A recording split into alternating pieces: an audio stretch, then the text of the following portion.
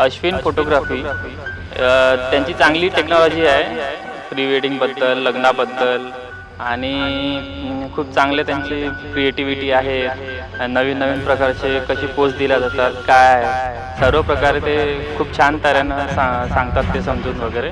आणि मेन म्हणजे त्यांचं जे क्वालिटी आहे, HD क्वालिटी वगैरे झालं त्याच्यानंतर ते खूप छान आहे, बेस्ट आहे.